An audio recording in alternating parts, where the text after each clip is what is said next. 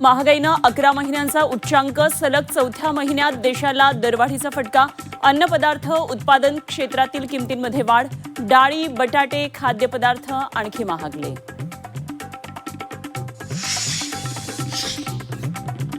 युद्धामुळे सर्वसामान्यांना महागाईचे चटके. खाद्यतेल महागलं. तेलाच्या दरात प्रति लिटर 10 ते 12% वाढ.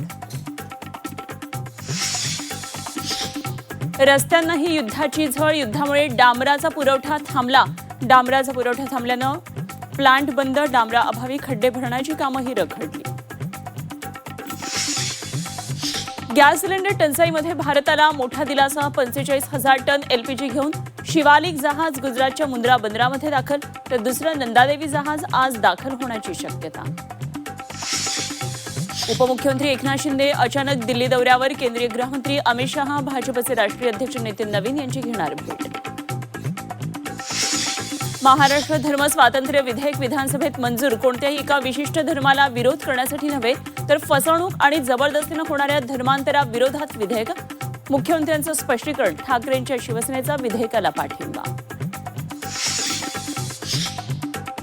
जितेंद्र आव्हाडांनी छत्रपती शिवाजी महाराजांबाबत केलेल्या वक्तव्यामुळे विधानसभेमध्ये राडा. आव्हाडांचं निलंबन करा. सत्ताधाऱ्यांची मागणी. आव्हाडांकडून अखेर माफी. महात्मा फुले आरोग्य योजना आणि आयुष्मान भारत योजनेअंतर्गत आता बायपास सर्जरीसाठी रुग्णांना ₹1 खर्च लागणार नाही. आरोग्यमंत्र्यांची विधानसभेमध्ये मोठी घोषणा. राज्यातल्या काही जिल्ह्यांना गारपिटीचा इशारा. विदर्भासह अनेक जिल्ह्यात पावसाची शक्यता.